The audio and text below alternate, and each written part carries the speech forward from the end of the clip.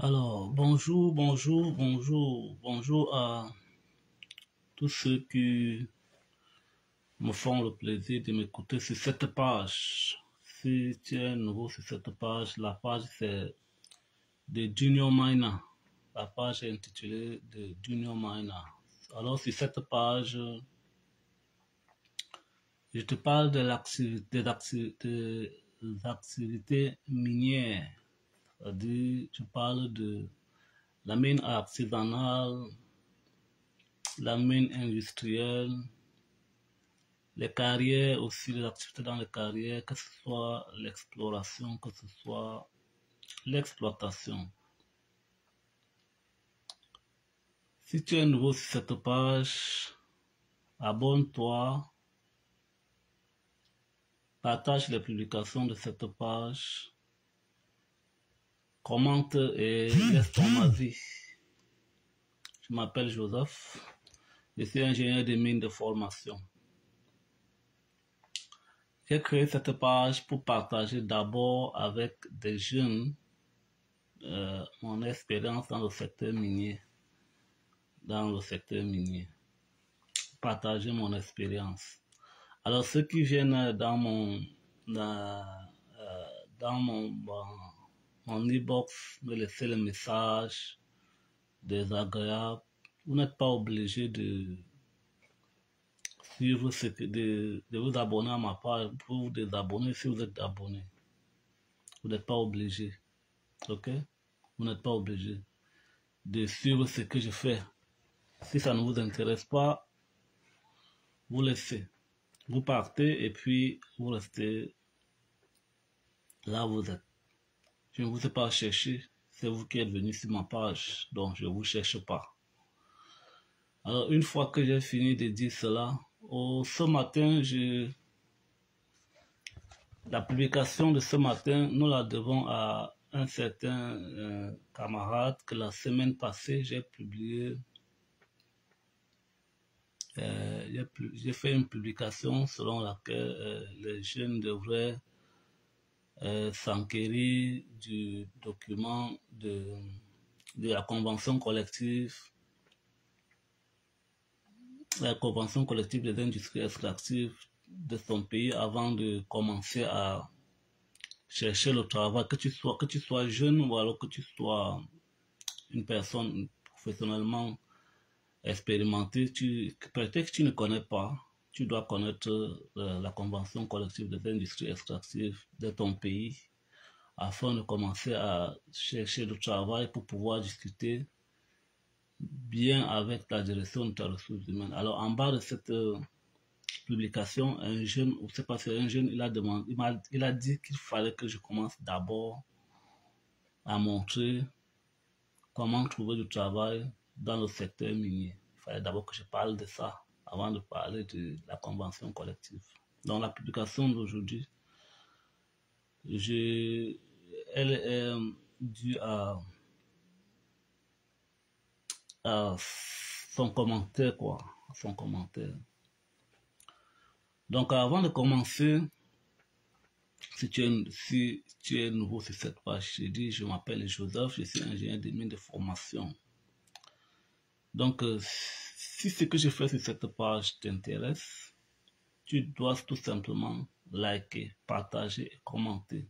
Ce que je peux dire ici, ça peut ne pas être utile pour toi, mais ça peut être utile pour quelqu'un d'autre. C'est vraiment de l'expérience personnelle. Je n'ai pas lu un livre pour le faire. C'est de l'expérience personnelle. C'est du vécu et de quelques personnes aussi que j'ai côtoyées dans le secteur minier. C'est de l'expérience, c'est du vécu du terrain. Il dit aussi, comme mon enseignant m'avait dit, si au début de votre formation professionnelle, au début de votre formation, au début, quand vous avez eu votre concours pour entrer dans l'école de mine, si on vous avait expliqué, on expliquait à tout le monde les réalités du secteur minier, beaucoup auraient démissionné de changer de filière. Alors, travailler dans le secteur minier, avoir de l'emploi dans le secteur minier, c'est aussi difficile comme dans d'autres secteurs d'activité, mais encore plus difficile dans le secteur minier. Il n'est jamais aisé d'avoir un emploi dans un secteur d'activité. Il n'est jamais aisé, que ce soit les métiers les plus vulgaires, il n'est jamais facile d'avoir un emploi, surtout particulièrement en Afrique. Donc il n'est jamais aisé d'avoir de l'emploi dans le secteur, dans n'importe quel secteur d'activité en Afrique. Plus particulièrement le secteur minier, il est encore très compliqué parce que les mines ne courent pas les rues, les exploitations minières ne courent pas les rues. Donc vous comprenez que c'est parfois dans un pays, il y a 3 mines et on ne recrute pas 10 ingénieurs de mines dans un projet. Ok? On peut recruter 3, 4 pour un projet et des responsables, avec des autres, on peut les recruter comme des responsables des petits travaux. On peut les recruter comme ingénieur de mines, pas comme ingénieur de mines principales. Donc, on peut recruter autour 2 ingénieurs ou 3 ingénieurs de mines principales. Le reste, ce sera des responsables. Il faut comprendre bien ça. Donc, ça ne court pas les rues. Et même si on a recruté 5 par projet, combien est-ce que les écoles mettent sur le marché chaque année?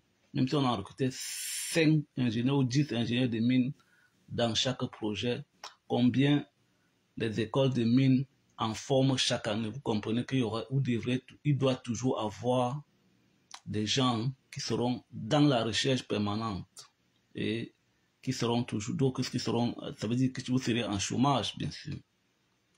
Donc, la première des choses que je vais te dire, donc ce matin, je partage avec toi les astuces, quelques astuces pour pouvoir se démarquer et pouvoir trouver du travail dans le secteur minier en Afrique. Je partage avec toi ce matin quelques astuces. Le thème de ce direct, c'est les astuces pour trouver le travail dans le secteur minier en Afrique. Quelles sont ces astuces-là? Alors, avant toute chose, je dois te dire que tu dois rester. Si tu es jeune diplômé, que tu sois expérimenté, tu dois rester d'abord motivé et patient. C'est-à-dire que tu dois rester motivé, patient et persévérant. Est-ce que vous comprenez bien le leitmotiv là? Tu dois être motivé, patient et persévérant. Ce n'est pas parce que tu as postulé à 2 ou 3 classes d'entreprise que tu dois commencer à dire que non, tu as postulé. Non. Tu dois rester motivé à trouver le travail. Tu dois rester patient, attendre. Tu dois être persévérant. C'est-à-dire que tu vas continuer à chercher jusqu'au jour où tu auras. Un enseignant me disait, tu n'as rien quand tu cherches du travail. Alors, tu ne perds rien à essayer en envoyant ton CV n'importe où, que cela soit possible. Alors, parmi les astuces que je vais te présenter ce matin, la première des choses que tu dois faire, si tu es jeune diplômé ingénieur de mine, ou alors si tu es une personne qui a déjà de l'expérience dans son domaine, dans le domaine minier, ou alors tu es un ingénieur de mine expérimenté, et que tu es en chômage, la première des choses que tu dois faire, tu dois d'abord répertorier toutes les entreprises minières. Tu répertories toutes les entreprises minières qui te passent par la tête. J'ai bien dit toutes les entreprises minières qui te passent par la tête, que tu connais, que ce soit sur le plan local, que ce soit sur le plan régional, que ce soit sur le plan international. Donc tu dois d'abord les répertorier, toutes ces entreprises-là. Que tu sois jeune diplômé, que tu sois une personne expérimentée, tu dois d'abord répertorier toutes ces entreprises-là. Une fois que tu as fini de répertorier toutes ces entreprises-là, tu vas fouiller dans leur base, tu vas fouiller dans leur site web s'ils sont en train de recruter. C'est-à-dire que s'ils ont les offres d'emploi valides et valables pour le moment. Une fois que tu as fouillé dans la base, dans leur site, s'ils n'ont pas d'emploi, et s'ils ont des emplois, je suppose que tu as déjà fait ton CV. Ça veut dire que tu as déjà fait ton CV. Avant de fouiller, tu as déjà fait ton CV normalement. Et tu fouilles maintenant les offres d'emploi qui se trouvent dans leur base de données. S'il y a des offres d'emploi qui correspondent à ton profil, tu postules. Et bien dit, tu répertories toutes les entreprises minières que tu connais, que tu as entendu parler le nom, que tu as entendu parler, que ce soit à l'international, que ce soit dans ta région natale où tu es. Donc, tu les répertories, tu vas dans le site web, dans le site web, tu cherches les offres d'emploi qu'ils ont publiées. Si tu as le profil nécessaire, tu postules. Si tu n'as pas le profil nécessaire, tu envoies ton CV en candidature spontanée. Ok? Tu envoies ton CV en candidature spontanée. Ok? Maintenant, tu dois essayer d'avoir dans ta poche 2 types de CV. En deuxième position, tu dois avoir 2 CV. Un CV en français si tu es dans la zone francophone. Et tu dois... La deuxième chose, c'est ton CV en anglais aussi. Tu dois avoir ton CV en anglais. L'anglais, c'est la langue dominante. Elle n'est pas la langue la plus parlée au monde, mais c'est la langue dominante. C'est dire que vous pouvez vous rendre compte que la plupart des entreprises qui sont présentes sur le continent sont des entreprises étrangères. La plupart sont des entreprises étrangères, que ce soit, sauf les Africains du Sud qui ont leurs propres compagnies. Donc la plupart des compagnies minières qui sont en Afrique, c'est des compagnies étrangères. Et la langue commune à toutes ces entreprises, c'est l'anglais. Donc vous comprenez que vous devriez avoir un niveau d'anglais ne serait-ce que moyen. Alors si tu as fini tes études en tant qu'ingénieur de mine et que tu n'as pas mis à jour ton niveau d'anglais, c'est le moment pour toi, pendant que tu es en train de chercher le travail, de mettre à jour ton niveau d'anglais pour avoir un niveau au moins moyen. Et puis maintenant, fais ton CV. Quand tu as fait ton CV, tu as fini de répertorier les entreprises, comme je disais tout à l'heure. Tu as postulé si tu as le profil. Si tu n'as pas le profil, tu as d'abord fait ce qu'on appelle, tu as fait postuler en candidature spontanée. Maintenant, tu vas revenir au niveau local. Première des choses que tu dois savoir, la plupart des entreprises minières présentes sur le territoire, présentes en Afrique, ne recrutent pas directement. C'est-à-dire que la plupart des entreprises qui sont présentes en Afrique ne recrutent pas directement. Rares sont les entreprises qui recrutent directement. Comment est-ce que les entreprises minières procèdent pour recruter? La plupart des entreprises passent toujours par des agences de placement du personnel. C'est-à-dire la plupart des entreprises passent toujours par les agences de placement du personnel. C'est une exigence de leur cahier de charges qui permet de faire créer de l'emploi à la petite moyenne entreprise. Vous comprenez bien que c'est une personne, c'est un local, voilà, dans ton pays, c'est quelqu'un dans ton pays, un entrepreneur de ton pays qui va mettre sur pied une agence de placement du personnel. C'est-à-dire maintenant qu'une fois que tu l'as fait, tu vas maintenant aussi postuler envoyer ton CV dans les agences de placement qui sont sur le territoire où tu es. C'est-à-dire que tu vas déposer tes CV, envoyer tes CV, parce que beaucoup de choses se font maintenant en ligne, tu vas envoyer maintenant ton CV dans les agences de placement qui sont dans le pays auquel tu appartiens. Et tu vas aussi regarder sur le net, il y a aussi les agences de placement du personnel spécialisées dans le secteur minier. Tu vas aussi les regarder sur le net et puis tu vas envoyer ton CV. Écoute bien ce que je dis. Tu as répertorié les entreprises. Tu as postulé si tu as le profil. Si tu n'as pas le profil, si tu as les offres d'emploi, s'il y a les offres d'emploi dans leur base de données qui correspondent à ton profil, tu as postulé. Si tu n'as pas le profil, si tu n'as pas trouvé l'offre d'emploi qui te correspond, tu postules en candidature spontanée. Ton CV doit être également en anglais. Tu dois avoir aussi un niveau d'anglais moyen. Maintenant, autre chose que tu dois faire, tu dois contacter les agences de placement qui sont dans ton pays, les agences de placement de personnes qui sont dans ton pays, qui traitent avec les industries minières. Tu vas envoyer ton CV là-bas. Si tu es tu envoies ton CV à ces agences de placement du personnel dans le secteur minier qui sont dans ton pays.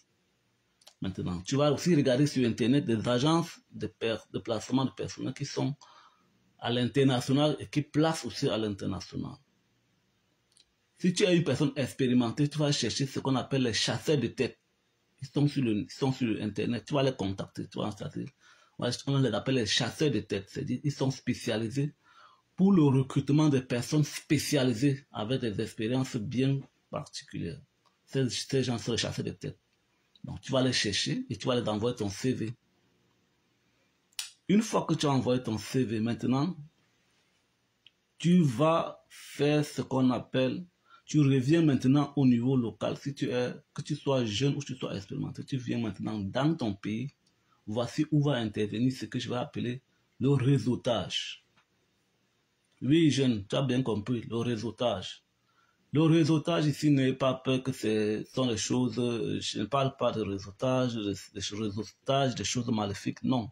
Je parle de tes contacts, je parle de tes amis, je parle de ton oncle, je parle de ton cousin, je parle de la camarade, de la tante de ta mère qui travaille dans une industrie minière. Je parle d'un enseignant que tu as rencontré pendant ta formation professionnelle, que tu peux parler avec lui, monsieur, je suis en chômage. C'est maintenant à l'heure-ci que ton réseautage, tu vas mettre ton réseautage en marche. Ok? Tu vas mettre ton réseautage en marche. Ton réseau, tu vas mettre ton réseau de contacts en marche. C'est-à-dire, je parle d'amis. Alors, ceux qui étaient à l'école, qui pensaient qu'ils sont les premiers et qui vont être les premiers dans la vie active, c'est faux. Dans la vie active, ce n'est plus ça. Dans la vie active, 1 plus 1 n'est pas égal à 2. Donc, tu pourrais être le premier de ta classe, mais tu n'es pas le premier à décocher un emploi. Alors maintenant, c'est ton collègue, un de tes camarades de classe, qui était même le dernier, qui pourra maintenant te dire, gars, envoie-moi ton CV, je suis dans une position où on a besoin de quelqu'un qui est d'un ingénieur de mine, ou alors quelque chose comme ça. Donc ton réseau peut être, ton réseau de contact peut être ton enseignant, un ancien enseignant, ça peut être ton père, ça peut être ta mère, ça peut être ton cousin, ça peut être la camarade, ça peut être, donc en ce moment-ci, tu dois les attaquer personnellement. Je vous l'ai dit au départ, vous devriez rester motivé, patient et persévérant. Ok? Vous devez rester patient, motivé et persévérant. Donc, vous devrez contacter tous ces gens-là, tout ton réseau que tu as comme les contacts que tu as dans le secteur minier, qui sont proches. Je dis, ça peut être que tu peux aller voir même un délégué de mine dans ton pays, un directeur, ça peut être un ministre que tu peux aller rencontrer pour dire, monsieur, je veux le travail, je suis diplômé, je veux le travail. Ça, il va faire ce qu'il peut faire pour toi. Il peut te donner une recommandation si c'est une autorité compétente.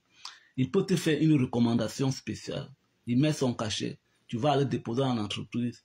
Ça peut passer. C'est-à-dire, c'est ta capacité à toi de pouvoir chercher. Donc, c'est ton réseau que tu mets en branle en ce moment-ci, quand tu as fini de postuler, d'envoyer les candidatures spontanées. Maintenant, tu fais marcher ton réseau de contacts. Tu peux toucher personnellement, directement, physiquement. Une fois que tu l'as fait, si tu es jeune, pendant ce temps, si ton anglais n'est pas bon, pendant ce temps, cherche à faire évoluer ton niveau d'anglais. Pendant que tu as touché ton contact, tout ça, tu as touché ton contact, tout. Tu as parlé, tu as envoyé le CV, tu es toujours en train de chercher. Autre chose que tu dois savoir, c'est que tu dois absolument avoir un permis de conduire. Si tu ne l'as pas, pendant que tu cherches, tu fais ton permis de conduire. Tu dois absolument, un ingénieur de mine avec le permis, ce n'est pas un débat. Tu dois avoir un permis de conduire avant de finir ta formation jeune. Et si tu as fini sans le faire pendant que tu cherches du travail, tu dois faire ton permis de conduire jeune. Alors, si tu ne l'as pas fait, ce n'est pas grave. Pendant que tu cherches, Ou alors, si tu trouves rapidement quelque chose, même sans qu'on te demande, pense déjà à faire ton permis de conduire. Ok? Tu as fait ton permis de conduire, tu le mets en poche, tu le mets sur ton CV. Autre chose que tu dois savoir aussi pendant que tu cherches le travail, tu dois être prêt à commencer même au bas de l'échelle. Tu dois être prêt à commencer même au bas de l'échelle. Ok? Tu dois être prêt à commencer même avec un salaire inférieur. L'important pour toi quand tu es jeune, c'est d'avoir de glaner l'expérience professionnelle. D'abord de glaner l'expérience professionnelle. Vous pouvez, pendant que tu as secoué ton réseau, tu as demandé à un oncle, l'oncle a dit qui a une connaissance dans une sous-traitance quelque part, qui travaille dans cette minier, on va te dire, ok gars, on a quelque chose ici, on a besoin de quelqu'un qui va venir, peut-être que superviser une petite activité, ou alors travailler dans une équipe. Ne refuse pas jeune, ne refuse pas, même si tu es déjà expérimenté, ne refuse pas, prends la chose, continue à glaner l'expérience parce que ce qui paie dans le secteur minier, c'est l'expérience professionnelle que tu as acquis pendant les années. Si vous entendez qu'on paie quelqu'un qu'un mois de salaire, ou qu'une année de salaire pour combler 10 ans de chômage, c'est parce que tu as accumulé de l'expérience pendant les années et qu'après, tu as pu avoir un poste qui a permis à ce que tu mettes en pratique les qualifications que tu as accumulées. Donc, il faut être prêt à commencer au bas de l'échelle. Même avec un salaire minime, tu dois être prêt à commencer. Ça, c'est ce que je t'ai dit. Il faut être motivé, patient et persévérant. Il faut être prêt à commencer si tu veux travailler dans le secteur minier. Pendant que tu as fait ça, tu dois continuer à chercher partout. Continue à chercher. Continue à chercher. Autre chose que tu dois mettre en tête quand tu cherches le travail dans le secteur minier, tu dois avoir ton passeport prêt. Et tu dois être prêt à faire ce qu'on appelle de la mobilité internationale ou nationale. Et tu dois être prêt. Déjà, tu dois savoir qu'un ingénieur de mine ou alors quelqu'un qui travaille dans le secteur minier est un international. C'est dit quoi, jeune qui monsieur ou monsieur qui monsieur actuellement, tu dois être prêt à pouvoir quitter ta zone de confort pour aller travailler dans des zones très rudes, parfois très chaudes, parfois qu'il n'y a pas de commodité qu'il y a en ville. N'est-ce pas? Tu dois être prêt à aller travailler dans ces zones-là. C'est-à-dire, par exemple, laisser ta famille quitter si tu es au nord, aller au sud, si tu es au sud, aller au nord, ou alors être prêt à voyager hors de ton pays. Si tu n'es pas prêt physiquement dans tous ces cadres-là, tu auras des difficultés. Donc, pour ça, si tu dois aller à l'international, il faut que tu aies ton passeport toujours prêt. Ça peut être un élément qui permet de te démarquer des autres candidats par rapport après un entretien d'embauche. Donc, tu dois avoir ton passeport valide et prêt à tout moment de voyager. Donc, tu dois être prêt aussi dans ta tête que même si je trouve du travail, si je suis en Afrique, je trouve du travail, dans n'importe quel pays au monde, je dois être prêt d'aller. Donc, pour ça, tu dois avoir ton passeport. Alors, je vais mettre d'abord une petite pause à cette série d'astuces pour te dire que si tu es en contact avec quelqu'un qui est qui veut faire développer des activités dans le secteur minier, par exemple, qui a besoin d'un concasseur, qui a besoin de solutions de traitement des minerais, que ce soit le fer, le cuivre, le cobalt, l'or, le diamant, les explosifs, le taillant, bref, le matériel minier, et que tu ne sais pas où l'acquérir, tu peux toujours me laisser en commentaire tes besoins ou alors dans mon numéro WhatsApp, tu peux toujours m'écrire, je vais t'orienter et je vais te mettre en contact avec des sociétés avec lesquelles j'ai négocié une réduction sur le coût. Si à jamais, moi je te conseille, tu faisais des affaires avec cette entreprise-là. Donc, tu peux également être en contact. Tu peux, dans tes démarches, trouver, il y a des gens, il y a des particuliers qui veulent se lancer. Alors, si tu as des questions que tu voudrais poser, que tu ne comprends pas, moi, je ne suis pas un savant. On peut toujours échanger. On peut échanger via mon adresse email ou via mon comptable WhatsApp qui est dans la description de cette vidéo. Donc, pour tous vos besoins de matériel minier en Afrique, vous pouvez toujours me contacter. Ou alors, pour tous vos besoins de granulats pour vos travaux de BTP en Afrique, vous pouvez toujours au Cameroun uniquement. Pour votre besoin de granulats pour vos travaux de BTP au Cameroun uniquement, vous pouvez me contacter. Donc, nous faisons dans la vente de gravier, que ce soit tous les calibres, c'est-à-dire le 5-15, le 15-25, le sable carrière, le balasque, les 20-40, bref, le granulat sur mesure. Donc, selon vos besoins, on peut vous produire le granulat selon vos besoins à Yaoundé uniquement. Donc, une fois que j'ai dit cela, si tu es ingénieur de mine, tu dois savoir que dans ton pays, le secteur, la mine, le métier d'ingénieur de mine est régi. C'est un métier codé, codifié. Donc, si tu es diplômé, tu dois savoir. Il y a l'ordre des ingénieurs. S'il y a l'ordre des ingénieurs de mine dans ton pays, cherche à t'inscrire à l'ordre des ingénieurs de mine de ton pays. Cherche à t'inscrire à l'ordre des ingénieurs de mine de ton pays. S'il n'y en a pas, ok. S'il y en a, cherche à t'inscrire à l'ordre des ingénieurs de mine de ton pays. C'est un avantage pour toi parce que la plupart des entreprises ont besoin de gens certifiés. C'est-à-dire, l'ordre est là pour pouvoir attester que tu as effectivement suivi un programme de formation qui est reconnu par l'État dans lequel tu es. C'est-à-dire, l'ordre est là. Et les entreprises voudraient aussi travailler avec des personnes sérieuses. C'est-à-dire, des personnes sérieuses, des personnes fiables. Alors, quand l'ordre a mis son cachet sur toi, ça veut dire que tu es une personne fiable, à qui on peut faire confiance en fonction d'un certain nombre d'éléments de base. C'est-à-dire qu'on veut se rassurer, l'autre se rassure que, ok, oui, c'est un produit, c'est un bon produit. Et là, on ne va pas aussi vous payer de façon minable. Et ton diplôme, quand l'ordre t'a certifié, ton diplôme peut servir dans des projets, c'est-à-dire ton diplôme peut servir comme une personne ressource.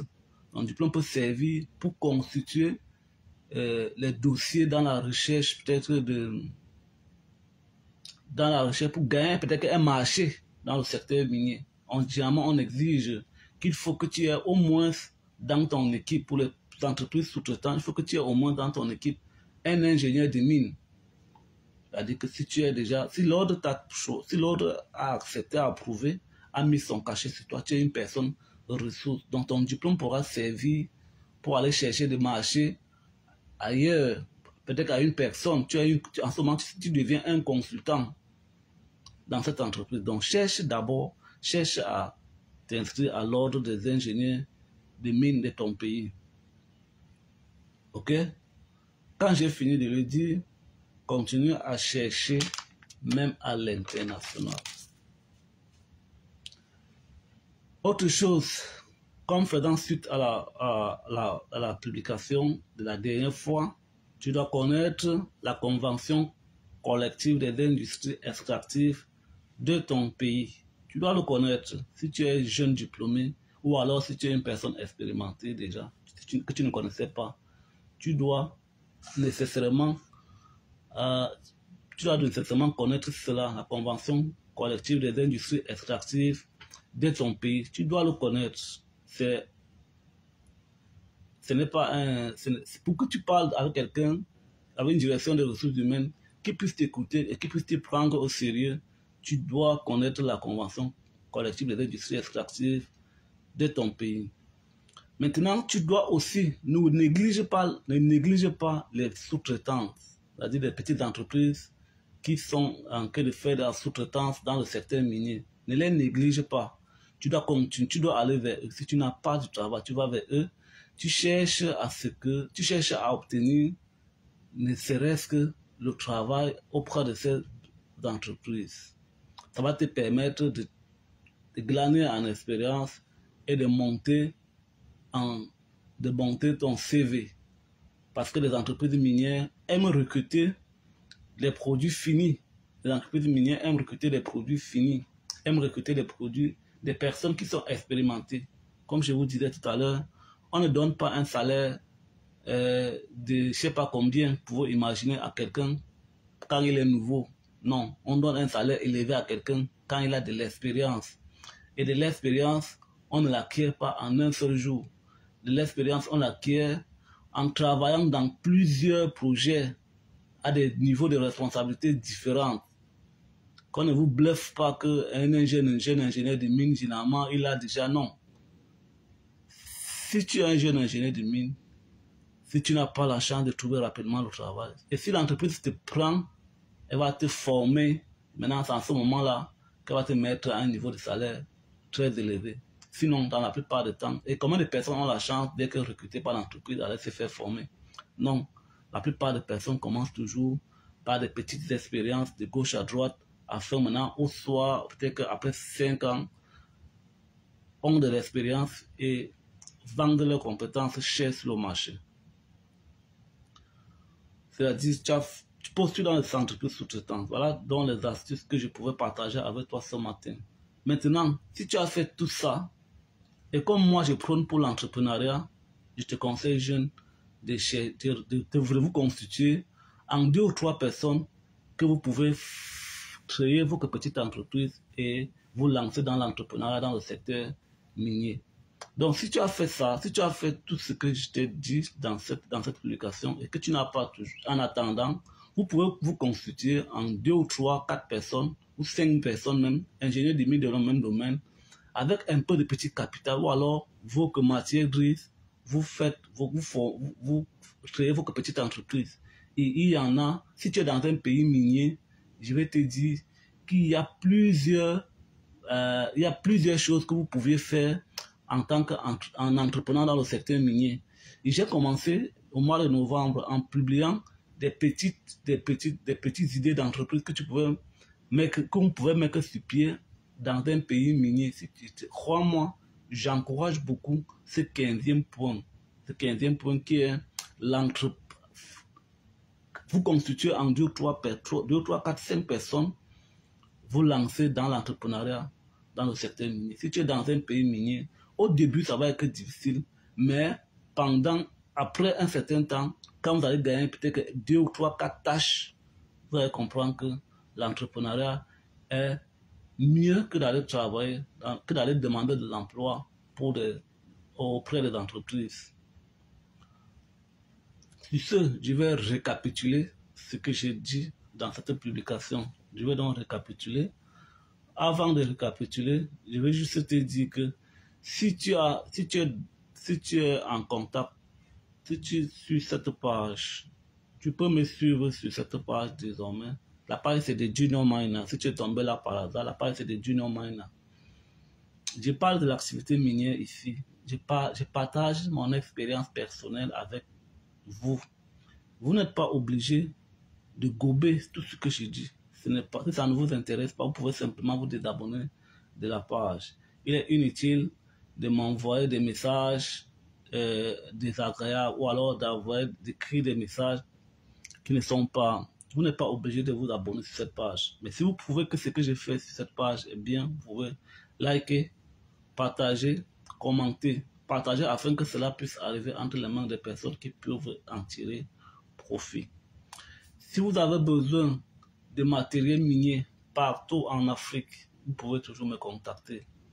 J'ai mis mon numéro dans la description. J'ai mis mon numéro dans la description de cette publication et mon adresse email. Si tu as besoin d'un concasseur, tu as besoin des solutions pour le traitement de tes minerais, tu peux toujours me contacter. Une fois que j'ai dit cela, je récapitule ce que j'ai dit aujourd'hui. La première des choses que tu dois faire si tu cherches du travail dans le secteur minier, tu dois fouiller, tu dois faire ton CV. Premièrement, ton CV doit être en anglais. tu dois faire ton CV. Deuxièmement, tu dois fouiller là-bas, tu vas fouiller les offres d'emploi des entreprises, tu vas répertorier toutes les entreprises minières qui te passent à la tête. J'ai bien dit qui te passent à la tête, que tu connais. C'est-à-dire que tu vas répertorier toutes ces entreprises-là. Et puis tu fouilles dans leur base, s'il y a les offres d'emploi qui correspondent à ton profil. S'il n'y a pas des offres d'emploi qui correspondent à ton profil, tu fais ce qu'on appelle la candidature spontanée. Et quelque chose que tu vas savoir, c'est que un ingénieur n'a pas seulement un seul CV. Tu dois avoir un CV malléable. C'est-à-dire ton CV doit être malléable. C'est-à-dire que tu dois pouvoir adapter ton CV en fonction de l'offre qu'il y a devant toi. Tu dois pouvoir l'adapter. Tu ne dois pas seulement avoir que non, je veux seulement, non, j'ai mon CV, non, mon profil, non. Tu dois pouvoir adapter ton CV parce que généralement les offres d'emploi ont plusieurs éléments, c'est-à-dire ont plusieurs tâches à effectuer. Si par exemple sur 10 tâches à effectuer, tu as les compétences peut-être sur 5 tâches, n'hésite pas à postuler. L'entreprise pourra te recruter et te mettre à jour sur les autres tâches. Pendant ce temps, tu as déjà au moins la base, c'est-à-dire 5 sur 10 comme tâche.